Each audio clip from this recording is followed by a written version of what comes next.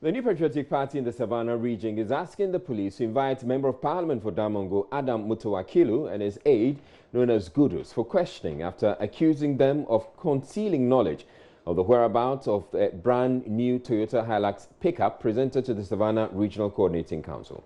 The vehicle was part of a fleet presented to the new region by President Akufo-Addo following its creation this year. Until it went missing, the unbranded vehicle was in the possession of the Savannah Regional Minister Salifu Adam Brima. The opposition NDC in the region had earlier on Tuesday demanded that the regional minister produce the vehicle in 5 days. The governing MPP's Director of Communications in the region, Mohammed Issa, at a news conference to respond to the NDC, however accused the Damongo MP of being complicit in the alleged robbery. From the narratives, we have every reason to believe that the MP for Damongo, Honorable Mutowakilu, and his boys know the exact location of the vehicle, as they appear to have a clearer appreciation of the exact location of the missing vehicle. We therefore call on the Regional Police Command to invite our brothers to assist in the retrieval of this said vehicle. They have clearly shown that they know where the vehicle is, they can trace the vehicle, and so they must help us retrieve the vehicle that is in their possession. From the creation of the Savannah region, there has been several attempts by the NDC to attract negative media attention to the soil of the Yukon state. We therefore have cause to believe that from every indication, the successful creation and inauguration of the region has from onset given candidate Mahama and his NDC sleepless nights. Hence, their deliberate attempt to sow a seed of discord in the region just to promote their partisan parochial interests. But the Member of Parliament for Damongo, Adam Mutowakilu, has rubbished the news conference organized by the MPP in the region. That press conference was held by lunatics. They need to send them to the psychiatric hospital and check on their insanity, whether they are normal. And I'll call on the national executive of MPP to scrutinize their regional executive to know their status of mind. I think they are confused. We are talking of serious issues in Savannah region, where a regional minister's pickup had been stolen, and there is a need for us to come together and put the necessary pressure to ensure that the security will do their work well, and that is what they can come out and hold. I think they should go and check their insanity well. I heard of it from the Deputy Attorney General when he came to Parliament and told me that your regional minister's pickup has been stolen. And I said, what pickup? He said, oh, yes, tonight it has been stolen. I said, me, I'm not aware of any pickup stolen. And that is why I got to know about it. But if they are accusing my research assistant, it is because of the pressure he's putting on them. What I expected these lunatics to have done is to come and brief the people of Savannah region at what extent of their investigation. You are in government, and you should be telling them not to now come and accuse. Well, the Regional Coordinating Council has indicated that it intends to issue a statement on the status of that missing vehicle, and we are awaiting that statement. When it comes, we'll share that with you. But Minority Spokesperson on Constitutional and Legal Affairs, Inusa Hussaini, has described as worrying a public statement released by Special Prosecutor Martin Amidu, citing the non-cooperation of civil servants as a challenge to his work. The Tamale Central MP says the Special Prosecutor seems to be losing focus and that he must either report the matter to the President or simply do his job. The Special Prosecutor, since taking office, has been criticized at different times for failing to initiate prosecution of many corruption cases as envisaged when the office was set up. Mr. Amidu has been defending his work, but the minority MP is not impressed. There's more in the following report. I'm well aware of the general sense of anxiety and the strong feeling that politicians tend to get away with corrupt practices. I do not expect that he will provide all the answers, will deal with the phenomenon of corruption by public officials. But I do believe that at the least, the office will remove the fear of partisan prosecution and begin to put the fear of God in all public officials who are intending to go down the path of corruption. President Akufo-Addo there during the outdooring of Martin Amidu as Special Prosecutor, but almost 2 years down the line, it's been one complaint after the other. This time, in yet another episode, the Special Prosecutor is alleging that heads of state institutions are deliberately impeding the mandate of his office. Mr. Amidu alleges that some heads of institutions refuse to comply with laws designed to ensure good governance and to protect the national purse. Mr. Amidu's appointment came with a lot of expectations, with hope his office will be the most efficient vehicle for the fight against corruption in Ghana, but has been criticized for not living up to expectations. Here are excerpts of his latest episode. What is worrying to this office is an anti-corruption investigation, and prosecutorial agency is a refusal of heads of institutions to take steps to enforce basic rules of discipline governing the institutions, even when they know their officers are under investigation, have been cautioned, bailed, and eventually even charged with corruption and corrupt-related offenses. The Special Prosecutor has been accused of sleeping on the job when he has only 3 seconded investigators from the Ghana Police Service, with no prosecutor employed directly by the office for obvious bureaucratic and technical reasons. Well, anti-corruption campaigner Vita Kazim says Martin Amidu has to do more to prove to Ghanaians that he isn't sleeping on the job. Want him to deliver within the resources that he has, within the powers and within whatever he has. And so lamenting, especially trying to exonerate the president and some of the people that matter. The president is the head of the executive in this country. Virtually all heads of institutions are appointed by the president. Virtually most of them can be removed by the president. He can sanction them. The Minister of Finance is the one that will release the resources to him. So if he's complaining about having only 3 investigators and saying that at the same time saying that the Minister of Finance is cooperating, I tend to differ a bit with those. There's no need to exonerate anybody. They should submit a list of those cases that are pending and the institutions involved and where the institutions are not cooperating to the president, and ask the president to act on it. Minority spokesperson on constitutional and legal affairs Inusa Fusenu says Mr. Amidu is losing focus. It is behoves on him, and like he told some of us, that if he succeeded in putting in place the institutional mechanism, robust institutional mechanism to help in the fight against corruption, for him he would have succeeded. I believe the best thing for Martin Amidu to do is to concentrate on the functions. The minority in Parliament is raising concerns over the cost of insurance for a loan contracted by government and approved by the House on Tuesday. The facility, in excess of €233 million, is to provide infrastructure for potable water supply to more than 30 communities in the northern region. The minority, however, says that €31.9 million being spent to insure the loan is too much. Minority MP on the Finance Committee, Benjamin Kpodo, believes such high cost of borrowing is not in the interest of the nation. There's more in the following report. The loan facility is to be used to construct a new water system for Tamale and its environs. Chairman of Parliament's Finance Committee, Dr. Mark Esibeyeboa, urged the House to approve the deal, insisting more than 30 communities stand to benefit. Mr. Speaker, it is to meet the water demand for Tamale and its environs up to the 2040-year planning horizon that the present project has been proposed to construct a new water supply system for the city and its environs. Minority MP Benjamin Kpodo is meanwhile concerned about the cost to be incurred by government in procuring the loan. I think it is necessary for us as a country to minimize the risk of borrowing, because it is when people think that we cannot pay or we are unlikely to meet our obligations on time, then they begin to impose such high insurance premium on the facilities that we take. And the other problem we have also is the repayment schedule. We are not normally able to meet the repayment schedule. Government spokesperson on finance Daniel Ochima Buaji, however, argues the opposition NDC is equally to blame. An answer was whispered in the committee level saying that it is also part of the cost of propaganda.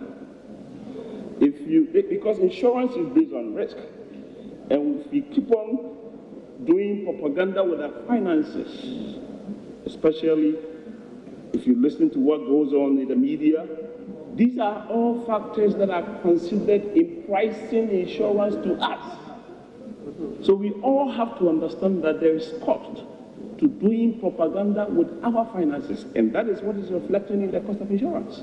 In this particular case, almost about 13.64% of the revenue is going to pay for this risk, which we do to our own selves. So I agree with Honorable Kuru that yes, we have to find ways to reduce it. So must we find ways to reduce our propaganda, which in a way will end up reducing the cost of propaganda to us, in this case called insurance. The Minister of State in charge of tertiary education also moved a motion for the second reading of the bill setting up 2 fully fledged universities out of the existing University of Development. The MP suggested that courses relevant to the nation's development are taught at the 2 new universities to be set up. Police officers have been deployed to Tantra Hill and Achimota serving a day after a Joy News report highlighted the increasing number of robberies being recorded in the area. Joy News editor Fred Smith in the report told the story of Dennis Kwesi Dadzi, who was stabbed repeatedly by the robbers and eventually struck with a pickaxe on his back, killing him eventually. That attack happened in the presence of a 6-year-old daughter on Christmas Day as he resisted attempts by the robbers to snatch his vehicle. We will shortly be live in the community for the police deployment, but let's first watch the story that prompted the police action.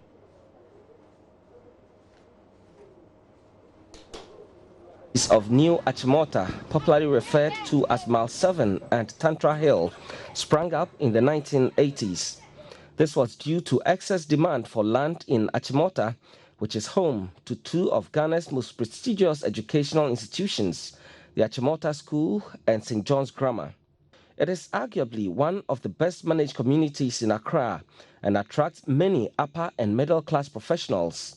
Personalities such as High Life legend Daddy Lumba, Sarkodie, Kofi B, Oforian Ponsa, ex-Black Stars striker Tony Yeboah, former EC boss Dr. Kwejo Afarijan, and boxing legend Azuma Nelson are but a few of national heroes and stars who live or shot to prominence during their stay in Mile 7 or Tantra Hill. In spite of the abundance of talent and the affluence in these 2 communities, Mile 7 and Tantra Hill also face similar challenges faced by many other communities in Ghana: poor roads and crime. And indeed, residents here have had to endure the terror of armed robbers who usually come on motorbikes. Dennis Kwesi Dadzi, a 45-year-old father of 5, died on Christmas Day last year. He was attacked by armed robbers. I've come to his family house to speak to them about the incident which led to the loss of their son's life. His brother, Nana Dadzi, was the first to visit the scene. We found his body when we went to the back of the building, so immediately we had to rush him. The police pickup also came over. We put him in the back, took him to the hospital. The doctor came in to examine the wounds. So he turned his back and we found 4 cuts, deep cuts on his back, and then 1 very deep cut on the upper part of his left shoulder. And then the doctor said we came in late and he was dead. We tried all we could do. I begged him to, do a CPR. I even begged him to inject him with adrenaline, anything possible that could at least make him say 1 or 2 words, but he told me it was late. At that time I was with my dad, who is 79 years old, and my dad had so much confidence that he would be well. And the doctor had already told me he had passed. I didn't know how to tell him. The robbers ambushed Dennis as he returned home from hospital, where one of his daughters had been receiving treatment. So later on, the police came to the house, and then we found that there was a pickaxe behind the house because he was doing some renovations. So there was blood on the point of the pickaxe. So that indicated, according to them, that is what they used to pierce him so deep.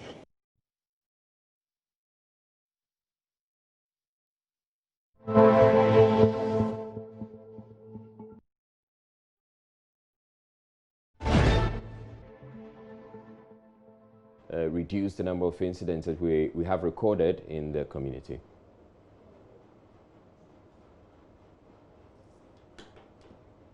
After a hard day's work in town, we're here following up on the crime situation as reported on Joy News yesterday. We do understand that many are being attacked by armed robbers especially, and we want to find out, following this report, there are reports that security has been stepped up. We want to find out from the residents themselves what they make of the crime situation here following the reports that we filed. I'll speak first to you. Can you introduce yourself? Yeah, my name is Abdul Razak Abu, a resident of Mile 7. Okay, so what's your own impression of the crime situation in this area? Anyway, it was during Christmas, if I could recollect. After Christmas, during the holidays, mostly here is car snatching. And mostly when you are walking alone in the night, that's when you get attacked. But residentially, like when we are in our homes, we hardly get attacked at home. They hardly break into our homes. But it's mostly when you go out. There are a lot of entertainment places around the neighborhood. But since this holidays, to me, it's gone down now, a little bit down. Not that it's over, but it's gone down a bit. Police patrol too is visible around our neighborhood. And just by us, this filling station frames, we have a police barrier. They are also quite regular. They do come. Sometimes they don't come early, but then they are regular. Sometimes we have the road barrier too here, the police barrier here, which is also helping us a lot. So you feel safe? Very safe. Okay, I'll speak to another resident. What's your name? My name is Idris. Idris, how do you feel? Do you feel safe living in Mile 7? Yeah, I feel safe. I was surprised when you are talking of these armed robbers, car snatching. This is my first time of hearing it. If not, as my brother just said, there's a police barrier here. Anyway, there's a police barrier here. They normally come. But my only problem is nowadays they close early. Those days, like 2008, 2009, they close at dawn. Okay. And the patrol team, maybe they have to increase. They are of late, I will not be seeing them. So if you say those at the barrier, they close early, at what time are you talking about? Oh, sometimes by 12, they will leave, or 12 midnight, or around midnight. They will 1. But before 3 to 4 a.m., they are still there. But nowadays, I don't know why, by 12, they have gone.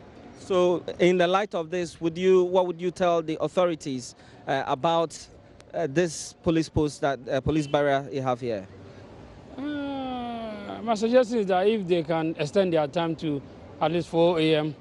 or 5. You know, sometimes these armed robbers or these thieves, they do come late, maybe at dawn, sometimes early.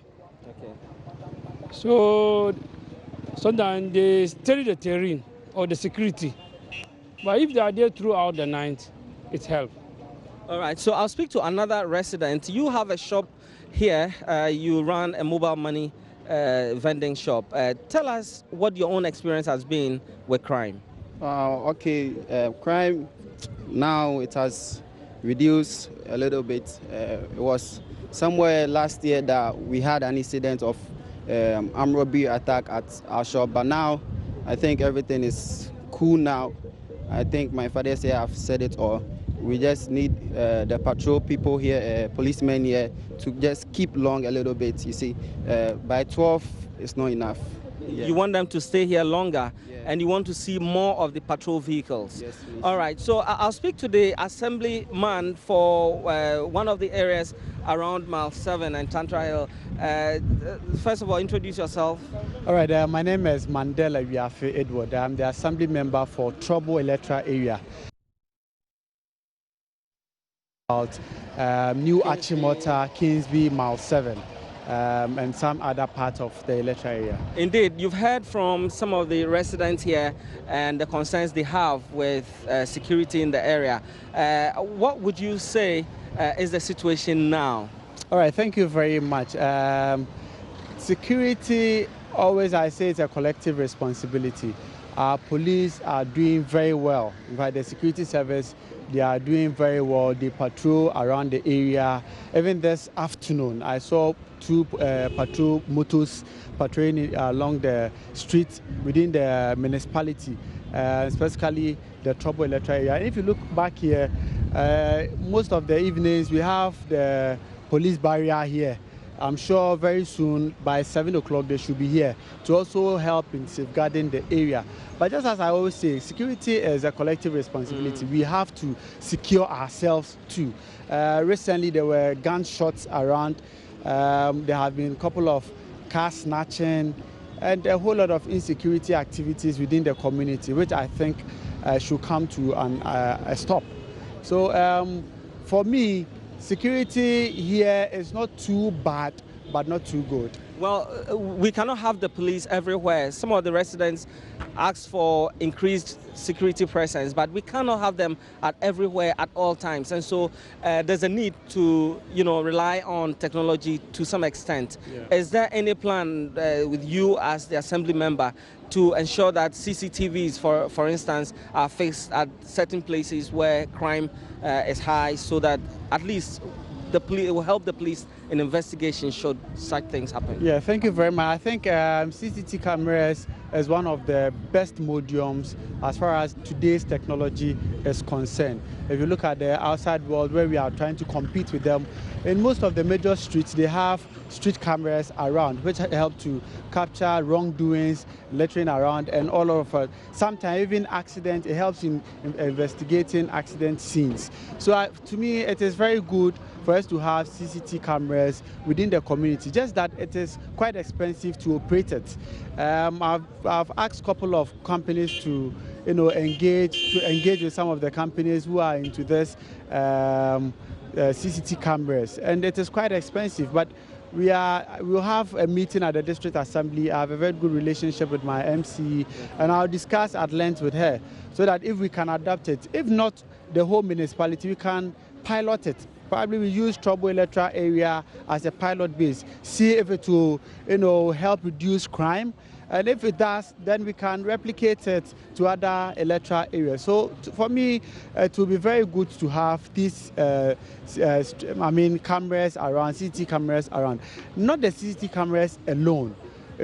Sometimes you can see the places lighting up. And if we have street lights along the major streets within the municipality, it also helps reduce the issues of insecurities in the electoral area. Let me use this opportunity to say a very big thank you to my Member of Parliament, Honorable Moses Enim. Recently, he gave me about 10 LED street lights, the modern types, and I placed it in almost the electoral areas. Where exactly have you fixed these street lights? Okay, you can find some at the Kumoji Street, you can find some at the 16th Street, some at the 17th Street, and some also at the Obodoi Street. Recently, the MCE also gave us about 18 of such LED lights, and then we have also placed them. About a week or so ago, I was at the Mile 7 police station. The place was so dark. So I presented about 3 of them to the Mile 7 police commander, and he had made sure that it is put in good use. Other areas are also benefiting from the street light. But you see, about 18, 10, about 28 street lights is not enough. Since my assuming office as the assembly member for the electoral area, we have had series of street lights coming in, replacing some of them, and even repairs, but they are still not enough. Oliver Twist will continue to ask for more.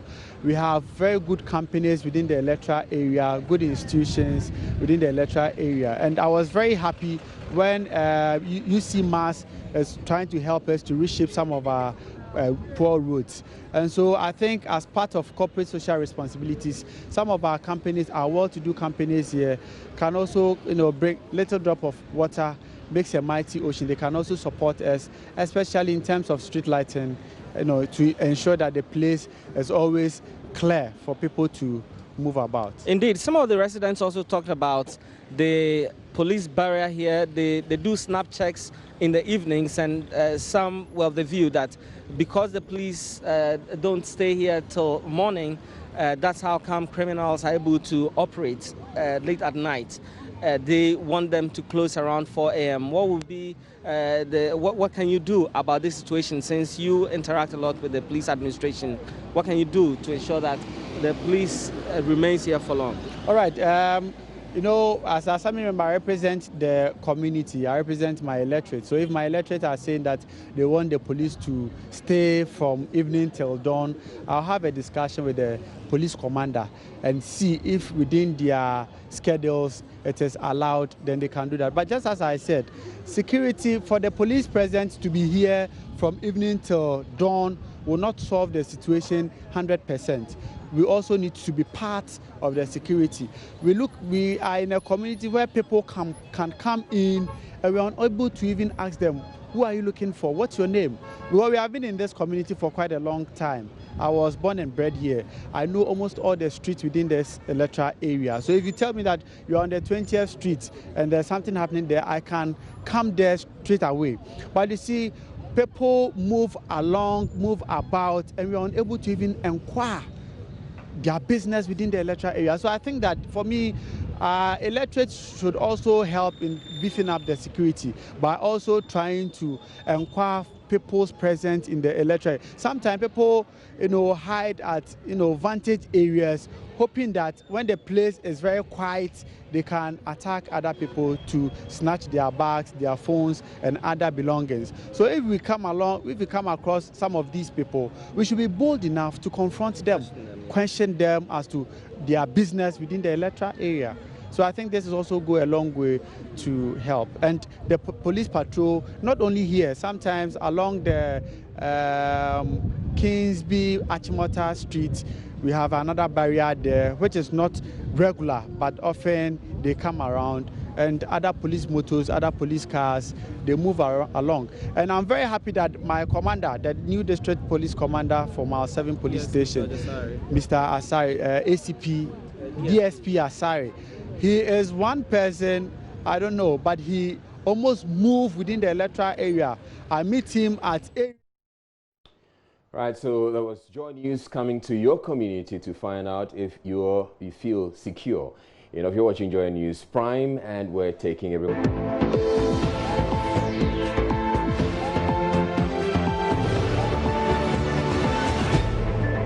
Ghana's banking crisis may have seen many people lose their jobs across the country and left many families in distress. The ramifications, it however turns out, are far from over. An autism school in Accra is on the verge of collapse as funds it invested in Gold Coast Fund Management remain locked up. The ultra-modern school, Afrafraha, was established by a UK-based Ghanaian, Cornelia Boateng, who quit her managerial job at the British National Health Insurance Scheme to build the facility. She sold her family home and invested 200,000 cedis of the amount raised at Gold Coast to run the school. But Madam Boateng says she's been trying to retrieve her investment from Gold Coast for the past 8 months without success. My colleague Fifi Kumsing was at the school and has filed this report. 13-year-old Efua has been in the Woodfield Manor Autism School for the past year. Guided by her instructor, she tries to string beads, running a long thread through them. She was brought here from an orphanage to be given specialized skills to better communicate and relate to the world. But this opportunity may soon be over. The school is nearing a closure as funds meant for the children invested in Gold Coast Fund Management are locked up. Founder Cornelia Boateng quit her management job in the UK to establish the school 6 years ago. And when it came to expand the school or put up the new building, I needed to sell my family home to be able to do it. And even that was a struggle. We had to get lots of other people to sort of come and say, we'll support you with this and that to enable me do my vision. So when we finished, the challenge was going to be how to keep the place running. Paying staff, you can't always go out with your begging bowl. So when we finished, we set aside the money from the sale of my home to put it in an investment so that the interest from the investment will be used to pay staff salaries, water, electricity. And so we put it in GN investment. And the first year was fine. And then since 10 months, since October, of last year, 2018. 2018, October, nothing. The situation is affecting the day-to-day running of the school, Madam Boateng says. Because it's terrible. And if we close this school, we've just, diminished every kind of hope for these children. And that is 1/3 thing that is on your mind now? Well, at the minute, we are on the verge of closure. At the minute, I can't go on borrowing money from people to pay staff salaries and water bill. We have a swimming pool here. You can see that it's a totally empty pool. We don't fill it with water anymore because our last bill was 2,000. The Woodfield Manor Autism School has got various facilities to help children with autism better develop their skills. In one of the halls here, a number of the children are being taken through dance lessons. In her resolve to ensure the school continues to run, Madam Boateng says she's been pursuing the Gold Coast Fund management to retrieve her investment, but that has yielded no result. I mean, you go to the offices, there's no manager in the office, it's only receptionists, very, very rude people. I mean, the staff are very rude. I mean, I guess that's what they are doing to defend themselves from the public, because I see that people go there very angry. And in the absence of funds, going to court is not an option. How are we going to get the legal fees for this? I mean, I can't afford to. And, you know, the time that I've got to spend working with the children, I'm out on the street chasing GN Bank for money, chasing, and then if I put solicitors in, solicitors' fees, going to the courts, and I can't. The critical training of these children is now threatened if the funds for the school are not released soon. Efua and the rest of her mates at the Woodfield Manor Autism School may just have to be sent home. Fifi Kumsen, Joy News. Now, over 200 squatters and occupants of some structures at Bubese in the Ablekuma West municipalities voluntarily packed out of their homes before officials from the assembly could move in to continue a demolition exercise started last Friday. The residents say they are now putting up with friends and neighbors following an order by the assembly to have water channels running through the area dredged. Several buildings were last Friday pulled down in an exercise to clear squatters along the Dansuman Beach Road area to make way for the drainage works on the water channels in the community. The Ablekuma West Municipal Assembly had to halt the exercise temporarily because many of the occupants were not at home. But even before the demolition could continue on Monday, close to 200 residents were seen packing out of their structures. These affected persons told Adom News' Kojo Mensa Brampa they've had to put up with friends and neighbors. We are putting up with friends. They decided to do this during the rainy season. Where should we sleep?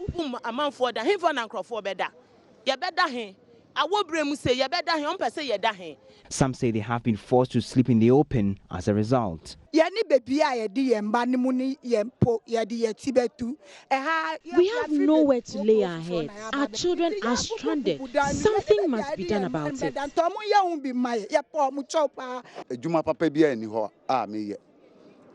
I haven't moved out completely because I am hopeful they won't pull down the entire structure. I could patch it up somehow and still lay my head in it.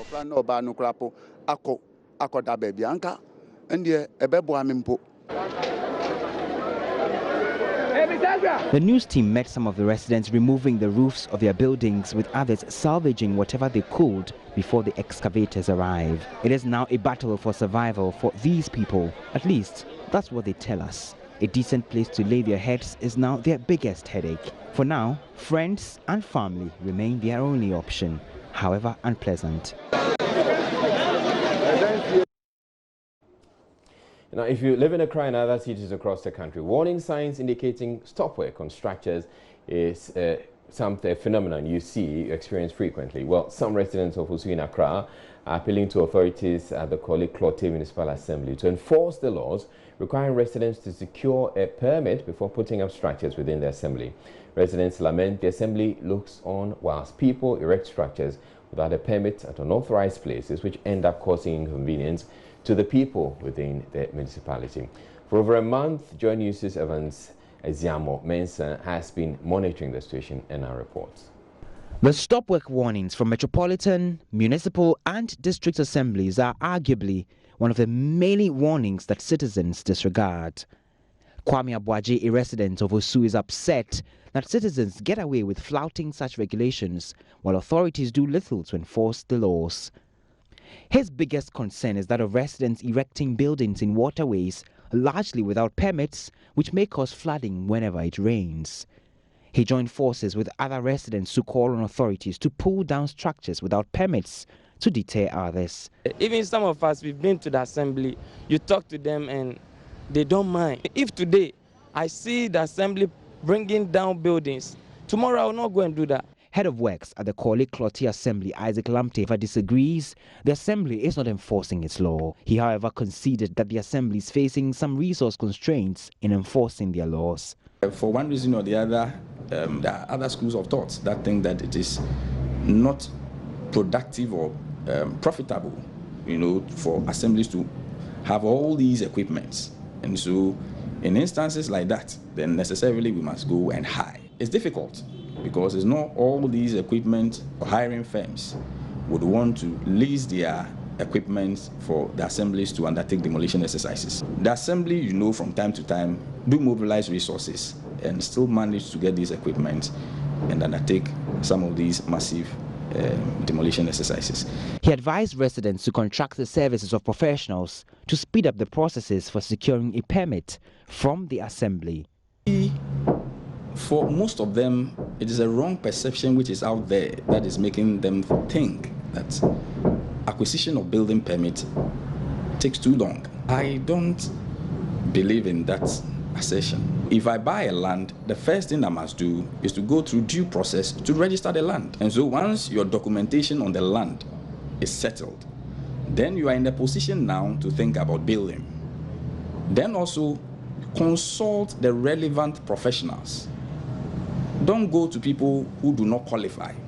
And it is also one of the reasons why sometimes there are things delayed, because it comes and queries are raised because it does not meet the requirements of the law. Until the assembly enforces the law, recalcitrant residents will continue to erect structures without permits and in unauthorized places, endangering the lives of many. Evans Aziamo Mensah's report for Joy News. The Transport Ministry is under pressure to respond to allegations of impropriety leveled against former Ghana Maritime Authority Director General Kwame Osu.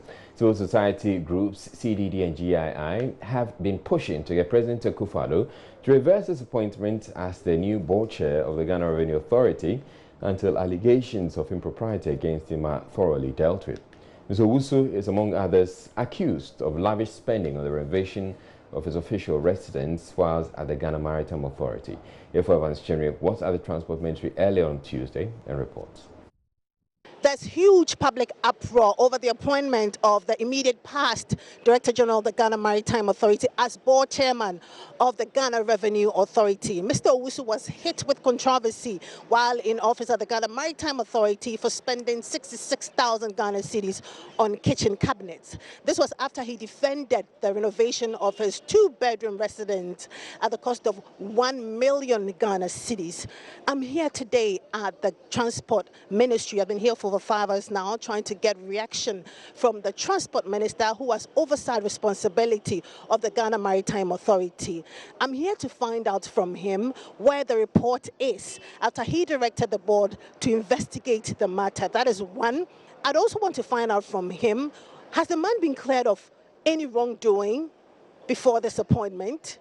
These are just two of the many questions on the minds of Ghanaians. At the time of our visit, the board chairman was not available to comment on the matter. Transport Minister Kwaku Ofori-Esiama refused to speak on camera, but asked that the public reduce the pressure on his ministry and rather speak about the good things President Akufo-Addo is doing to make the lives of Ghanaians comfortable.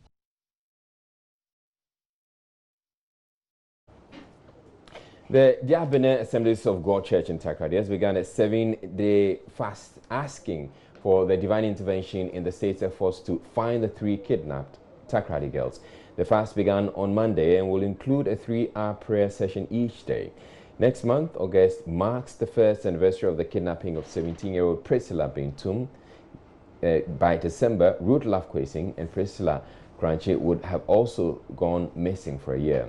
The prayer, according to correspondent Natalia Kwanzaa, can be described as a session of tears.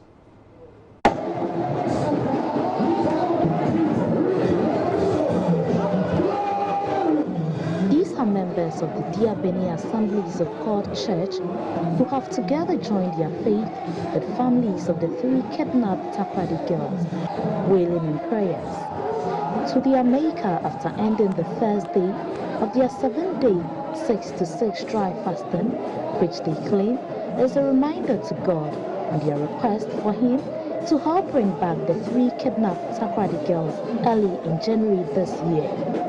Pastor Andrew Arite is the head pastor. He says the exercise is very important because anytime God speaks to him, the communication has always been they are alive, but they need prayers. The forces that we use in the spiritual realm is prayer. That the believers will come together and then pray to God. We know that God revealed Himself in so many ways, but we believe that our girls, they are still alive, and God will bring them. We believe so. About few meters away from the church, one could feel the charged atmosphere and the emotions of the people there. Then on arrival, I saw everybody there crying in prayers. The scene could be described as prayer of tears. Mother of Priscilla Blessing Bintum, who has been kidnapped for 11 months, could be seen on her knees crying in prayers bitterly. Comfort Ahen, mother of Ruthlove Quason, as usual, was bathed in tears. With all the concerns about where the girls are, the family members are still basing their hope in the Lord. Both the Bentum and Quason's family say they have seen certain signs in the few weeks which makes them believe the 3 girls will return home some few months to come in good health. For the past week, I have been dreaming about her. In the dream, I heard her say that she'll come home and that next week is her birthday.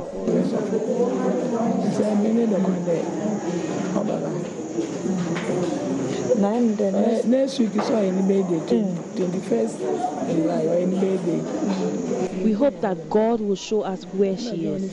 For His word says, the righteous person may have many troubles, but the Lord delivers him from them all.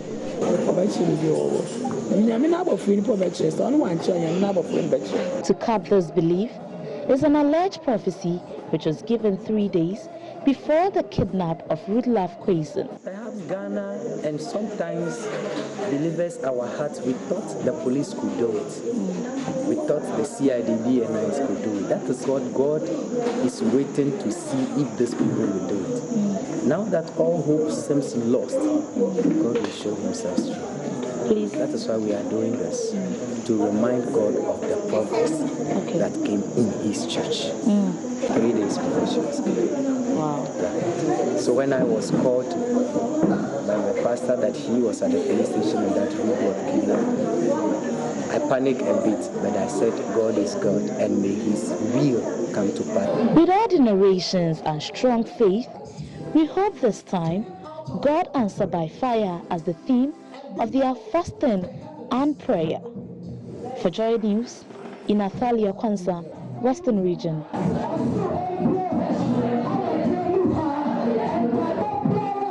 The management of Consa Construction Company Limited, Kumasi, has been giving a week to clear overgrown bushes surrounding its project site for the Garden City Mall at the Swami Roundabout in Kumasi for faith legal action. A number of shop owners found trading in dirty environment were made to stop work and clear the nuisance as the Multimedia Group and the KMA took their sanitation enforcement drive to Swami Roundabout and parts of the Doom in Kumasi. Lava Firm's Rasto Sasari Donko reports. Dirty, overgrown bushes line up the erected fence constructed around the ongoing Garden City Mall project leading to the Swami Roundabout, giving the area an unkempt look.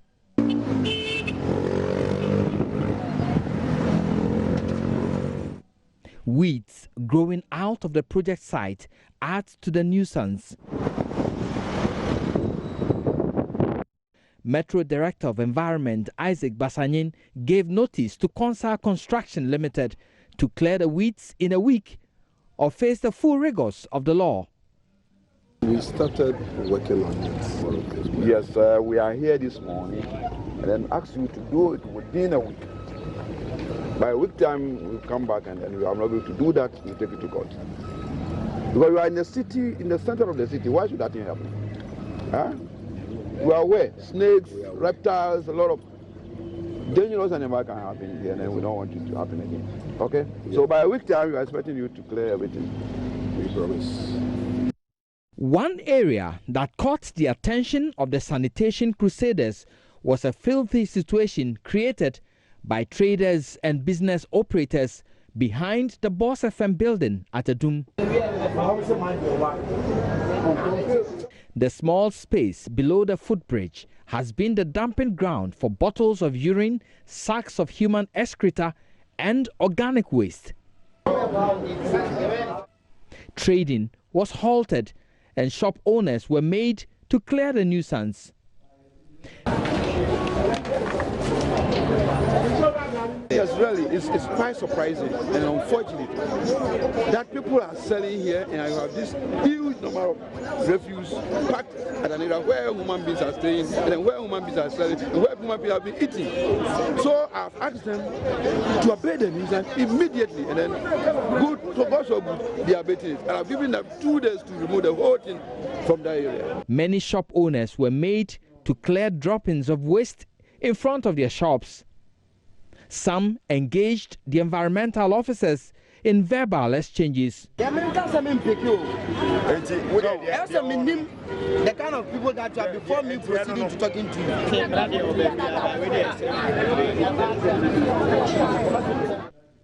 Others were, however, happy with the exercise.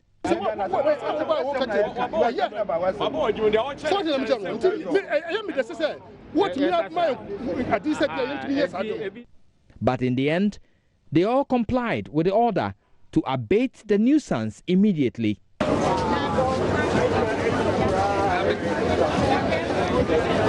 Your area could be next. Keep Kumasi clean.